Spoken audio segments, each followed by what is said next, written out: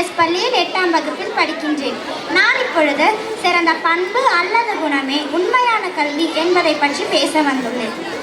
கல்வி கல்வி என்பது புத்தகங்களில் உள்ள அறிவை போற்றுவது மட்டுமல்ல, மனிதனின் மனநிலை, நடத்தை, சிந்தனை மற்றும் வாழ்க்கை முறைகளை மேம்படுத்துவதே உண்மையான கல்வியாகும். ஒருவர் நல்ல குணங்களுடன் வாழும்போதுதான் அவரது கல்வி முழுமையடைகிறது. இன்று சமுதாயத்தில் பல கல்வி தகுதிகள் பெற்றவர்கள் இருந்தாலும் நல்ல குணங்கள் இல்லாததால் பல சிக்கல்கள் உருவாகின்றது.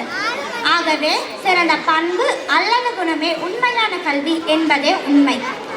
ஒரு நாட்டின் வளர்ச்சி அதன் குடிமக்களின் குணநலங்களை பொறுத்தது. அறிவாளிகள் அதிகமாக இருந்தாலும் நல்ல குணங்கள் இல்லாததால் அச்சமூகம் சீர்கெடலாம்.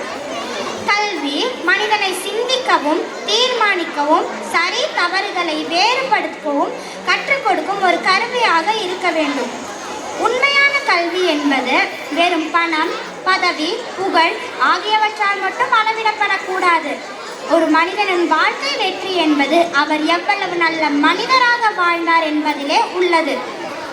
எனவே சிறந்த பண்பு அல்லது குணமே உண்மையான கல்வி என்பது நாம் கூறலாம்.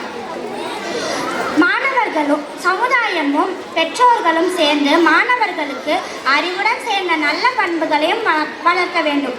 அப்போதுதான் கல்வி தனது உண்மையான நோக்கத்தை நிறைவேற்றும். அதுவே ஒரு நாட்டின் சிறந்த செல்வமாகும். நன்றி.